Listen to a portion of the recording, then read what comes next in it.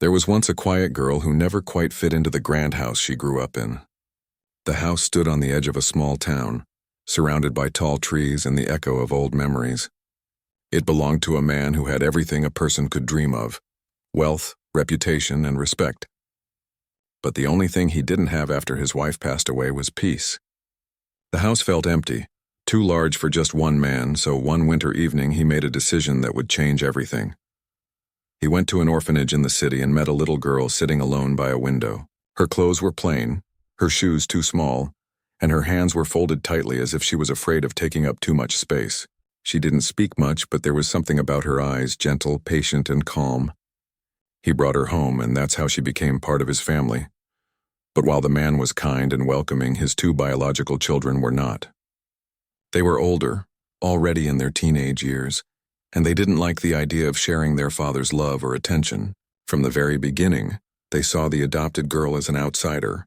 When guests came to visit, they would pretend she wasn't part of the family. When their father wasn't around, they would mock her clothes or laugh at her soft voice. Still, the girl never argued. She simply smiled, helped around the house, and did her best to stay out of trouble.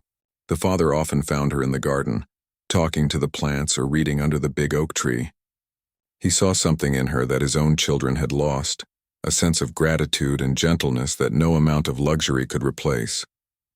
Years passed, and while the other two children went off to private schools and traveled for holidays, the girl stayed close to home. She preferred helping their father, cooking for him, cleaning the old mansion, and keeping the place alive.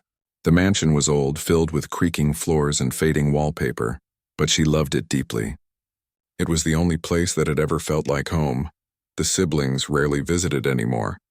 They had grown arrogant, confident that one day they would inherit everything: the land, the business, the money, and the mansion. They talked about selling it one day to build something modern.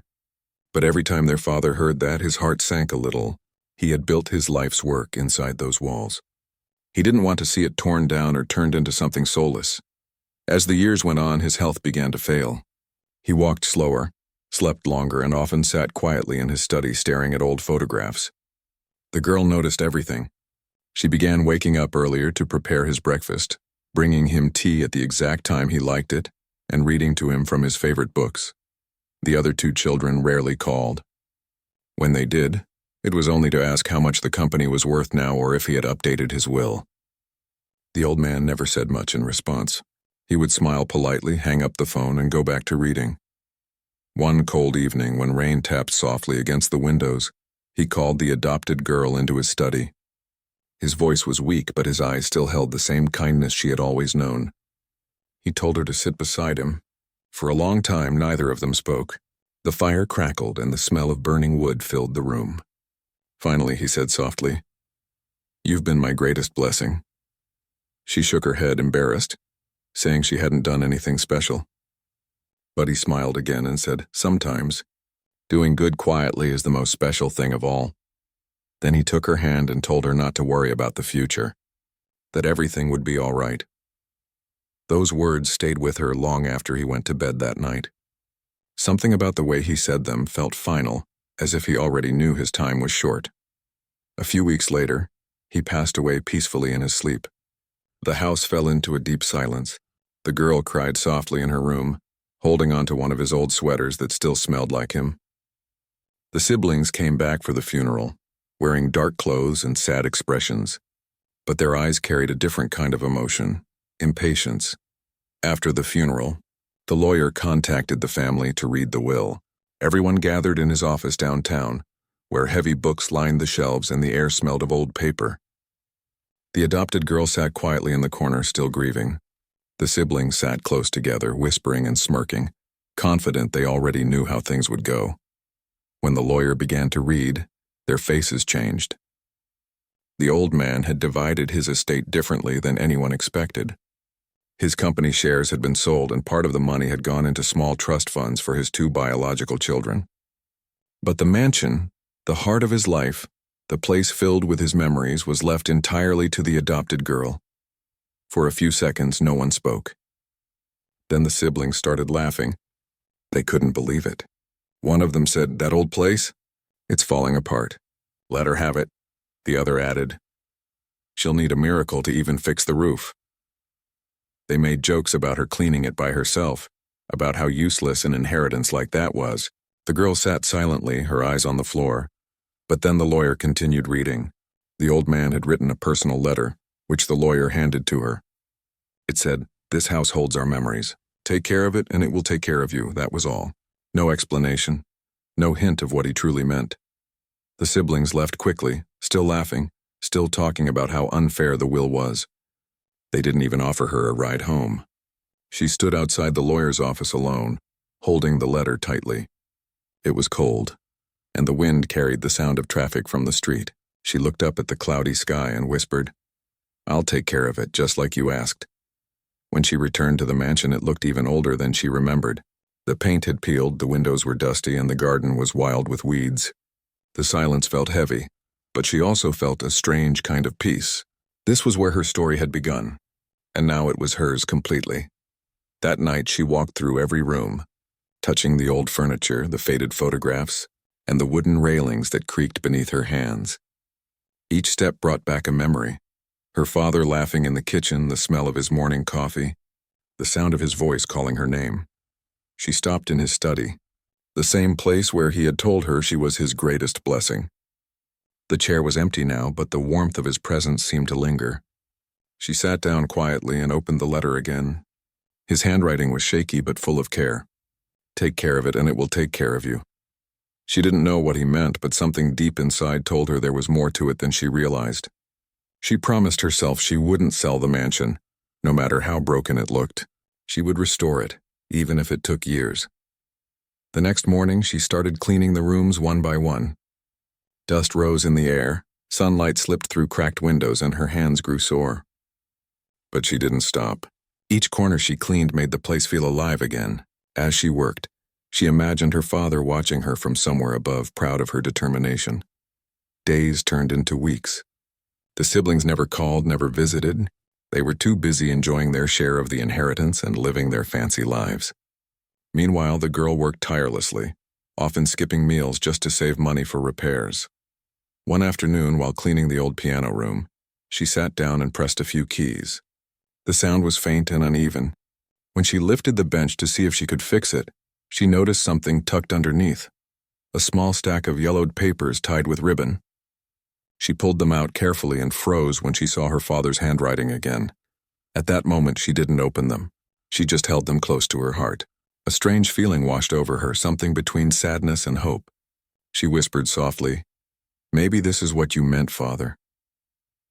That night, as the wind blew through the cracked windows, she sat by the fireplace and stared at the letters resting on the table. Something told her they held the answers she had been searching for.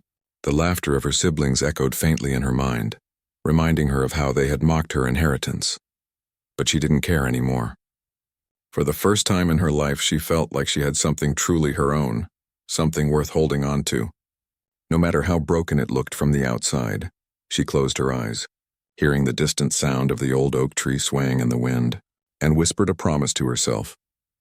She would uncover every secret her father had left behind, and deep down, she could feel it. Her life was about to change forever. The next morning, sunlight poured through the dusty windows of the mansion, casting long golden lines on the floor. The girl woke up to the sound of birds outside, their songs mixing with the soft creak of the old walls. She felt tired, but there was a quiet strength inside her now. The mansion no longer felt empty. It felt alive again, like it was breathing with her. She sat on the edge of the bed, holding the bundle of old letters she had found under the piano bench the night before. Her heart beat a little faster. She took a deep breath, untied the faded ribbon, and opened the first one. The handwriting was familiar. Her father's, neat but a little shaky, written with the same pen he used to sign his business papers. "My dear child," it began, "if you are reading this, then I am no longer by your side. I want you to know that everything I did with thought and purpose. The mansion is more than walls and memories. It holds something that once gave our family life, and one day it will give you a future." She read it over and over again, trying to understand what he meant. There were no details, no clues, just a few emotional lines that felt both comforting and mysterious. She picked up the next letter. This one talked about the land the mansion stood on, how it had been passed down for generations, how the family had once found great fortune here, and how he had protected its secret to keep greedy people away. By the time she finished reading all the letters, her hands were shaking slightly. There was something important hidden in this house, or perhaps under it. Her father had trusted her to find it. She didn't know where to start, but she felt a strong pull, as if the house itself was guiding her. Over the next few days, she explored every corner of the mansion carefully. She checked behind bookshelves, under loose floorboards, inside old trunks, and even in the garden shed. Every sound, every shadow made her heart skip. But for a while, she found nothing. Still, she didn't give up. Her father had always told her that patience leads to answers. One afternoon, while cleaning the study again, she noticed a small key hidden inside one of the desk drawers. It was wrapped in a piece of cloth, tied neatly like it had been placed there on purpose. The key looked old, made of brass with delicate carvings. She searched around but couldn't find a lock that matched it. She kept it safely in her pocket and continued her work. Every evening, she sat by the fire reading more of her father's old journals. They were full of his business notes, sketches of the house, and plans for repairs that were never completed. But in one of them, tucked near the back, she found a map. It wasn't a detailed map of the whole property, just a rough drawing of the mansion, the garden, and a small X marked near the back corner of the basement. Her pulse quickened. She grabbed a flashlight and hurried downstairs. The basement was dark, damp, and filled with old boxes and broken furniture. The air smelled like dust and stone. She moved things around, searching the walls until she found something strange, a wooden panel that didn't quite match the rest of the wall. She touched it gently. It moved slightly, just enough to reveal a small keyhole. Her heart almost stopped. She took out the brass key, slid it in, and turned it. The panel opened with a soft creak. Behind it was a small box, covered in dust. Her hands trembled as she lifted it out. Inside were several more letters, sealed documents, and a small leather-bound notebook. She opened the notebook carefully and began to read. The handwriting was again her father's, but this time it looked more hurried, like he had written it late at night. The first page explained everything. The mansion stood on land that was rich in rare mineral deposits, valuable resources that, if mined properly, could be worth millions. He had discovered it years ago but never told anyone, not even his business partners. He wrote that he feared his own children, his biological ones, would sell the land for quick money and destroy its natural beauty. He wanted someone who understood its true worth, not just its price. That's why he left it all to her. As she read further, tears filled her eyes. Her father had trusted her more than anyone. He had seen the goodness in her heart and believed she would use the inheritance wisely. Among the papers was an agreement signed with a mining corporation, but it required the legal heir's approval to become active. There were also contact details for a lawyer who had been handling the project quietly for years. Everything was there, proof of ownership, contracts, and the rights to the land. The girl sat there for hours, overwhelmed by the discovery. The mansion that everyone mocked her for inheriting wasn't worthless. It was sitting on land that could be worth more than she had ever imagined. She felt a rush of emotions: shock, gratitude, disbelief, and even fear. It was too big to process at once. She took the box upstairs and placed it on her father's desk, staring at it for a long time. The flames in the fireplace danced, lighting up the room in a warm orange glow. It felt as if her father was still there, smiling proudly. That night, she couldn't sleep. She thought about what to do next. She could go to the lawyer mentioned in the letters and confirm everything. But she also knew that once this secret came out, the world, and especially her siblings, would come running back. The next morning, she made a decision. She packed the documents neatly into a folder and took a bus to the city. It had been years since she'd been there, and the noise and rush of people felt strange after so much quiet. She found the address her father had written in his notes.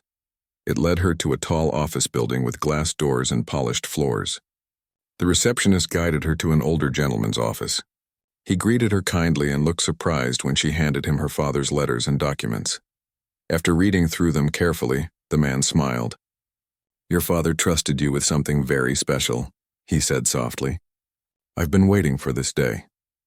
He explained that he had been managing the property's legal side in secret, just as her father requested. The mining company had been waiting for the rightful heir to confirm the agreement. He showed her updated market reports. Apparently, the mineral's value had increased dramatically over the years.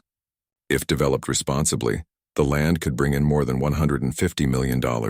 She was speechless. The number didn't even feel real.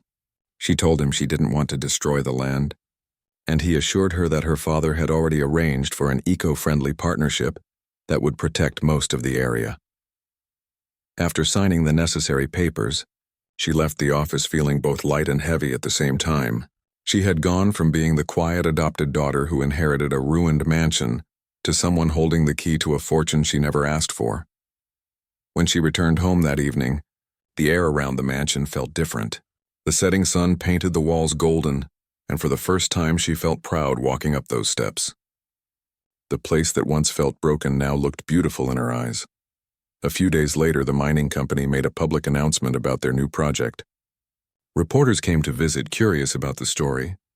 Her name appeared in the local news. And soon, word reached her siblings. They called her almost immediately. Their voices, which used to sound sharp and proud, were suddenly sweet and polite. They said things like, "We should visit you soon, and it's so great that the house is finally worth something." She knew what they really meant. They didn't care about her or the house, they cared about the money. But she didn't react with anger. She simply told them she was doing fine and ended the call. That night she sat by the fireplace again, holding her father's letter close. She whispered, "You were right, Father. The house really did take care of me." The mansion was no longer just an old building. It was a symbol of patience, kindness, and quiet strength. She decided she wouldn't sell it. Instead, she planned to restore it just like her father would have wanted. She walked through the halls, touching the walls, smiling softly.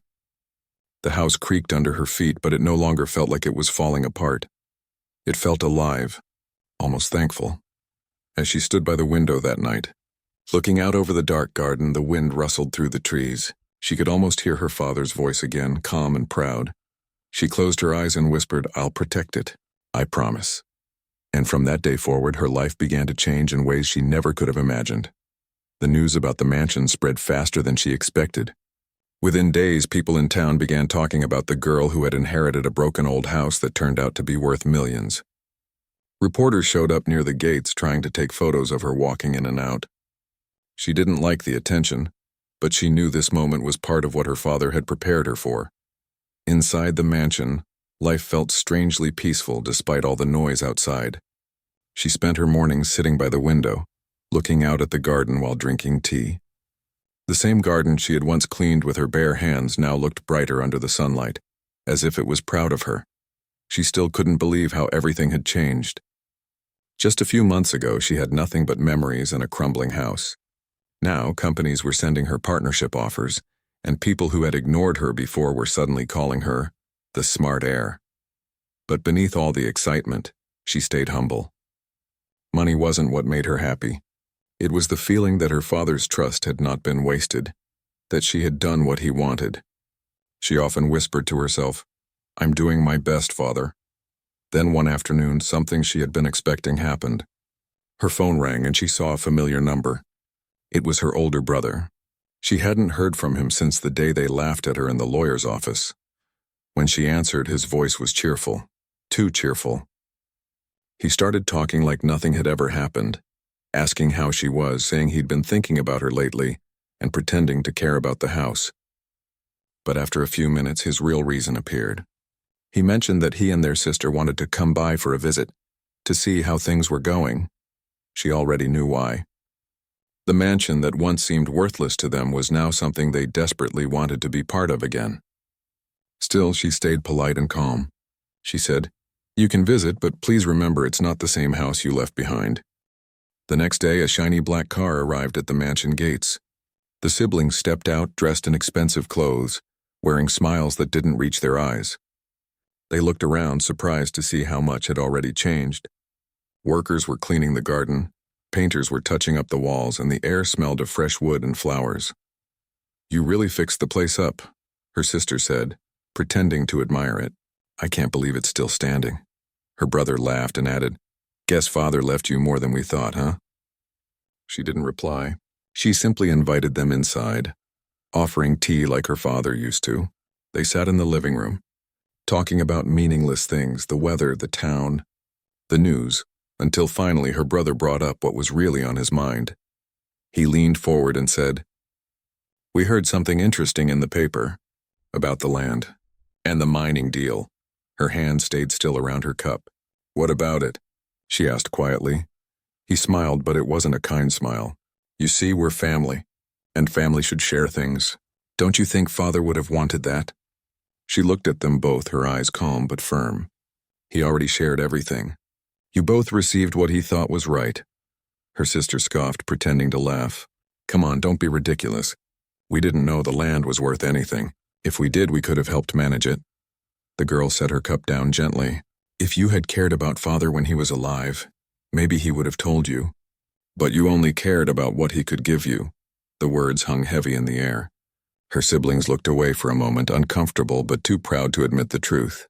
They stayed for another hour, trying to act friendly again, but she could feel their impatience. When they finally left, the smile she had kept on her face faded. She knew this wasn't the end of it. Over the next few weeks, they started calling more often, sometimes pretending to care, sometimes asking for small favors. Her brother once said he had a business idea that needed investment. Her sister said she was going through hard times and needed a short loan. She didn't say yes or no. She just listened quietly and said she'd think about it. In her heart, she still wished they could change, that maybe they would finally understand the value of kindness and family. But their voices always sounded the same, filled with pride and envy. Meanwhile, the company her father had partnered with began working on the land. They kept their promise of protecting the environment while setting up modern mining systems that didn't harm the beauty of the estate. Every day, workers arrived early, and the sound of machines blended with the birds and the wind. The mansion felt alive again, surrounded by activity and purpose. One day, a company executive visited her to thank her for her cooperation. He told her the project was doing even better than expected. The estimated value had already grown far beyond $150 million. When she heard that, she didn't jump or shout. She simply smiled and said, "I hope it brings good to the people who need it." True to her word, she began using part of her earnings to help the town nearby. She repaired old houses, supported local schools, and donated to hospitals. She didn't want to be known as the rich heiress. She wanted to be known as the person who cared. Soon, the people who once ignored her started to respect her. Shopkeepers greeted her warmly, children smiled when they saw her, and the town slowly began to thrive again. Her father's mansion became a symbol of generosity and grace, but her siblings couldn't stand watching from afar. They saw her face in the newspaper, read about her charity work, and realized they had lost not only money but reputation. They began telling people that the inheritance had been unfair, that she had tricked their father somehow. But no one believed them. Everyone knew the truth by now. Months later, they showed up again, this time without fake smiles. They looked tired and desperate. Life had not been kind to them. The brother's investments had failed, and the sister's luxury lifestyle had left her in debt. When they entered the mansion again, it was with less pride in their eyes. The girl didn't turn them away. She listened to them quietly as they explained their troubles. For a moment, she saw them as the same two people she had grown up with, flawed but still family. When they asked for help, she said softly, "I will help you, but not with money. I'll help you find work if you truly want to change." They didn't like that answer. They expected an easy solution. Her brother frowned and said, "You have more than enough to spare." But she only shook her head and said, "Father taught me that real help doesn't come from giving people money. It comes from giving them a chance to stand again." They left angry that day, slamming the door behind them. But deep down, she knew she had done the right thing. That night, she sat on the balcony watching the moon rise above the trees. The air was cool, and the sound of the crickets filled the silence. She thought about her father, about how much he must have known this day would come. He had chosen her not because of blood, but because of heart. He saw in her something he didn't see in his other children, a quiet strength that would protect not just his legacy, but his values. She whispered into the night, "You were right, Father. Kindness always wins, even if it takes time." The next morning, she visited the old oak tree where she used to sit as a child. She remembered the days she had cried there, feeling like she didn't belong. Now she smiled, knowing that everything had led her to this moment. The mansion behind her gleamed under the sun, strong and beautiful again. Life had come full circle. The girl who was once laughed at for inheriting a ruined house was now the one who rebuilt it with love, patience, and purpose. And while others saw only the fortune she found, she knew the real treasure was something much deeper, the peace she had built within herself. As the wind rustled through the trees, she felt a quiet warmth in her chest. It was as if her father was still there, watching, proud of how she had turned pain into strength and loneliness into legacy. She looked at the sky, smiled softly, and whispered, "Thank you," and with that, she walked back into the house ready for whatever tomorrow would bring. Months passed, and the mansion continued to bloom under her care. Every day she worked tirelessly, walking through the halls, checking on repairs, coordinating the garden, and keeping the house alive with energy and warmth. Despite the fortune that had come into her life, she remained the same humble, kind-hearted girl she had always been. Money had changed nothing about her character. It only gave her the power to make life better for the people around her. Her siblings, however, were beginning to struggle. Their trust funds had dwindled faster than they imagined. Luxuries they had once taken for granted were now gone. Creditors called constantly, and people who once envied them now avoided them. The arrogance and carelessness that had carried them through life suddenly felt like chains weighing them down. One morning she received a message from her brother. It was polite, almost desperate. He asked if they could meet to discuss family matters. She hesitated but decided to agree, curious to see what tone they would take now. They arrived at the mansion in a small, old car, noticeably worn out compared to the expensive vehicles they had once owned. Their clothes were clean but faded, and their confident expressions had softened. When they stepped through the gates, they paused, looking at the mansion that had been mocked for months. "Looks different than we expected," her sister said quietly, almost embarrassed. She smiled politely and invited them in. The mansion had been restored beautifully. The walls gleamed softly, the floors shone, and flowers filled every corner of the garden. The house smelled of fresh wood and sunlight, and despite the luxury that money could bring, it felt like home. For a few minutes, they wandered quietly, trying not to stare too much. Then her brother finally spoke. We heard everything is worth a lot now. A lot more than we thought," she nodded. "Yes, the land is valuable. The house, too. But it's not just about the money." Her sister frowned, confused. "Then what is it about?" "It's about trust, care, and responsibility," she said gently. "Father trusted me to take care of this house because I understood what it meant. That's why he left it to me." The words hit them harder than she expected. They had always believed that inheritance was about money, about property. They never imagined it could be about values, lessons, or something deeper. Her brother tried again. We didn't realize how serious this was before. Maybe we could, work together?" She looked at him calmly. "You had your chance before when Father was alive. You chose pride and laughter over care and responsibility. This house is not for profit or games. It's for preservation and love." Her sister's eyes dropped. She remembered all the times they had mocked her, the teasing, the rolling eyes, the jokes about the ruined mansion. She felt shame creeping in, a strange, unfamiliar weight that made her stomach turn. The siblings spent the day walking around the mansion, and though she showed them around, she didn't invite them to make decisions or touch anything. Every look they gave her was filled with longing, envy, and regret. They could see the fortune and the respect she had gained, but it wasn't the kind of power they were used to. She hadn't changed. They had simply lost. As they left, the girl realized that this was more than a lesson for them. It was a lesson for her, too.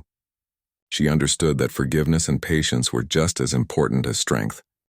She whispered softly to herself, "They may not understand now, but life has a way of teaching even the proud." Days turned into weeks, and the mining project began to thrive. The rare minerals on the estate were worth far more than anyone had anticipated. The company praised her for her patience and insight, but she never flaunted the wealth. Instead, she invested in the town, rebuilding schools, helping struggling families, and repairing roads. People who had once ignored her now respected her deeply. Her siblings, meanwhile, were sinking further into trouble. The brother had lost another investment, and the sister's lifestyle had drained all her savings. They tried borrowing money from friends and acquaintances, but no one trusted them anymore. Arrogance had isolated them, and suddenly they understood the meaning of humility. One evening, her brother called again. His voice was quieter this time, almost defeated. He asked if she could lend them a hand, not with money, but with advice. She agreed, inviting him over the next day. When he arrived, he looked nervous. She could see the pride that had once made him unapproachable had faded. She listened to his struggles patiently, offering guidance without judgment. "Start small," she said. "Fix what's broken. Work honestly. Learn from mistakes instead of blaming others." He nodded, listening intently. For the first time, he felt respect for her, not envy. Her calm and steady presence showed him a world he had never understood before. Her sister followed a week later. She had tears in her eyes and a voice full of regret. "I was so wrong," she admitted. "I mocked you, laughed at you. I didn't realize what mattered." The girl reached out and placed a hand on her shoulder. "You can change that now," she said softly. "It's never too late to learn and do better." Over the next months, the siblings began to change. They stopped chasing quick riches and started learning the value of hard work, patience, and humility. Slowly, they began helping in the mansion, not out of greed but out of respect and care. They painted walls, tended the gardens, and even helped with charity work in the town. The mansion, once a symbol of their laughter and scorn, became a place of learning and growth. The girl's grace had turned it into a home for everyone, not just herself. She had inherited more than property. She had inherited the chance to guide her family and community toward something better. Despite all the challenges, she remained humble. She continued to live simply in the house, enjoying small pleasures, a cup of tea by the window, a quiet walk in the garden, the laughter of children she had helped in the town. She realized that true wealth wasn't measured in money or material things, but in trust, love, and respect. Her siblings watched quietly as she continued her life. They had once believed they were superior, but now they understood that arrogance and greed had blinded them. They had mocked a ruined mansion, thinking it worthless. And yet it had given her everything: strength, purpose, and the ability to touch the lives of others. One afternoon, she received a letter from the company managing the land. They had confirmed that the project was exceeding all expectations, and that her decision to preserve most of the land had won praise from environmental experts. She smiled quietly, remembering her father's words, "Take care of it, and it will take care of you." Looking around the mansion, she saw the proof of those words. The house had taken care of her when no one else did. It had given her purpose, a chance to grow, and the means to change lives. The walls, once cracked and forgotten, now stood strong and filled with life. Her siblings came to visit again, this time not as rivals or mockers, but as learners. They saw what she had accomplished and began to understand that the mansion's true value wasn't in the land or the minerals, but in the way it had shaped her life and theirs. She taught them quietly, without lectures, letting them see by example how responsibility, kindness, and patience could transform even the most difficult situations. Slowly, their arrogance melted, replaced by respect and even gratitude. At night, when the mansion grew quiet, she would walk through the halls, touching the walls, remembering her father, and feeling the weight of his trust. The house had been more than inheritance. It had been a teacher, a guardian, and a guide. Her siblings, once arrogant and mocking, now understood their mistakes. But it was her patience, her quiet strength, and her unwavering kindness that had truly changed the course of their lives. They could no longer see her as the naive girl who had inherited a ruined mansion. They now saw her as a woman of wisdom, courage, and heart. And as the seasons changed, the mansion continued to shine, not just as a home, but as a testament to what happens when humility and patience meet opportunity. The girl who had once been laughed at had quietly transformed everything. Her life, her family, and the estate itself had been reborn. Through it all, she never boasted. She never demanded recognition. She simply lived her life guided by the lessons her father had left her, lessons of care, patience, and love. And slowly, the world around her began to see what she had always known. True worth is measured not by laughter or mockery, but by the strength to rise when the world underestimates you. The mansion, once a symbol of scorn and laughter, had become a beacon of hope, respect, and quiet power. And she, the once mocked daughter, had become the guardian of not just a home, but of a legacy that could never be taken away. The mansion had never looked more alive. Flowers bloomed in every corner. The walls gleamed under the morning sun, and the air smelled of fresh wood and earth. Inside, the girl moved quietly from room to room, checking the repairs, tending to small tasks, and smiling softly at the life that now filled the old estate. Every step reminded her of the journey she had taken, the long years of being underestimated, mocked, and overlooked. The news about her fortune and the mining project had spread far and wide. People admired her not for the money she had gained, but for the grace with which she had handled it. Her kindness had touched the town around the mansion. Schools had been repaired, families helped, and the estate itself had become a symbol of hope. Her siblings had not been so fortunate. The brother had lost almost everything he once took for granted. His business ventures had failed, leaving him with little more than pride and regret. The sister, too, had faced the consequences of her own recklessness. Once accustomed to luxury, she had been forced to confront a life built on illusions. Both of them had changed, but slowly, grudgingly. They had begun to see that the mansion was more than land and walls. It was a test of character. One crisp autumn morning, her brother arrived at the mansion alone. His clothes were modest, his shoulders slumped with the weight of recent hardships. He stood at the gate, unsure whether she would welcome him. She opened the door before he could knock, her calm expression hiding the memories of the mockery he had shown years before. "Good morning," she said softly. He cleared his throat. I wanted to apologize," he began. "For everything. For the way we treated you. I see now how wrong we were," she nodded. "It took you long enough to realize it." "I know," he said, his voice heavy. "I lost sight of what mattered. I thought inheritance was about money. I see now it's about responsibility and about heart." She didn't reply immediately. She simply led him inside, offering tea and a seat by the fireplace. For a while they sat in silence, the crackling fire filling the room. Then she spoke, her voice calm but firm. "You can't change the past," she said, "but you can do better from here. Learn, grow, and take care of what's important." He looked down at his hands. "I want to. I really do. I didn't know how." "You start small," she said, smiling slightly. "Help the town. Learn patience. Work honestly. That's how you rebuild trust, not just with me, but with yourself." Over the next few weeks, he returned often. She guided him quietly, letting him work alongside the gardeners, help repair old fences, and assist in the schools she had restored. The work was hard and his muscles ached, but he felt a pride he had never known before. He realized that the mansion had never been about wealth. It had been about lessons. The sister came next. She arrived hesitant, almost trembling, as if the air of the mansion demanded humility. She had no money, no position, nothing to offer but sincerity and regret. The girl met her at the door with the same calm kindness she had shown her brother. I've made mistakes," the sister admitted quietly. "I treated you terribly. I mocked you for this house. I ignored what Father and you cared about." The girl nodded. "I know, but now you have a choice. You can continue being proud and lose everything, or you can learn and help. It's up to you."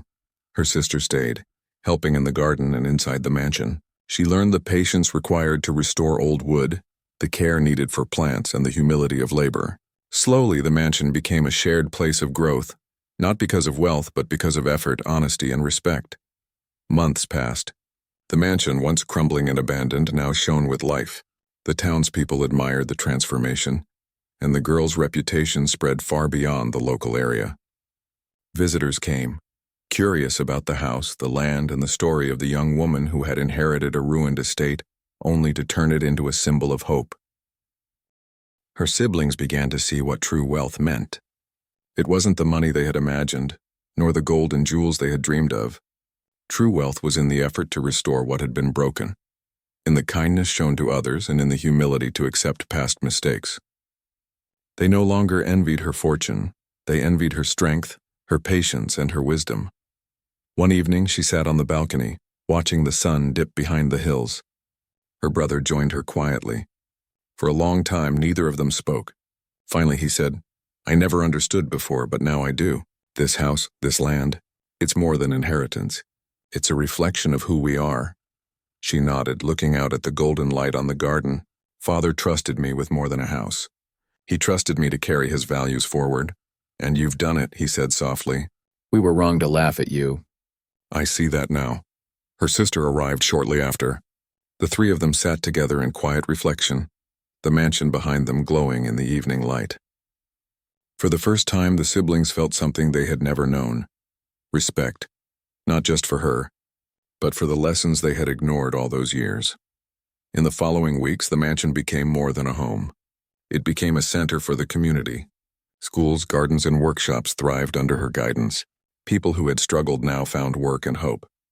She opened rooms for visitors to learn about the history of the estate, the life of her father, and the importance of responsibility and care. Her siblings, once arrogant and mocking, now worked alongside her, not for personal gain, but to honor the lessons they had learned. The mansion had changed them, teaching humility, patience, and the value of hard work. They had gone from envy and pride to gratitude and respect. One afternoon, the girl received a call from a journalist who wanted to write about the mansion and her family. She agreed, but insisted the story focused not on wealth, but on the values her father had taught her. When the article was published, people were inspired by her journey. The story of the adopted girl who had inherited a ruined mansion, who had been laughed at and overlooked, and who had turned it into a place of learning, work, and hope spread far and wide. People admired her not for the fortune she had gained, but for the grace, patience, and kindness she had shown. Her siblings read the story quietly. They felt pride not for themselves but for the girl who had changed their lives. They realized that mocking her, ignoring her, and laughing at her inheritance had been their greatest mistakes. Now they were part of something larger, something that mattered beyond money or status. On a crisp winter morning, she stood in the grand hallway of the mansion, looking at the walls, the polished floors, and the garden beyond. She felt a calm sense of completion. The mansion had taken care of her, as her father had promised. It had given her purpose, strength, and the ability to guide others. Her brother and sister joined her quietly. Together they walked through the rooms, remembering the past but not dwelling on it. They had learned that laughter at someone else's expense could leave wounds, but patience, care, and humility could heal them. At the end of the day, they sat by the fireplace, sipping tea. For the first time in many years, they felt peace. The mansion, once a symbol of mockery, had become a sanctuary.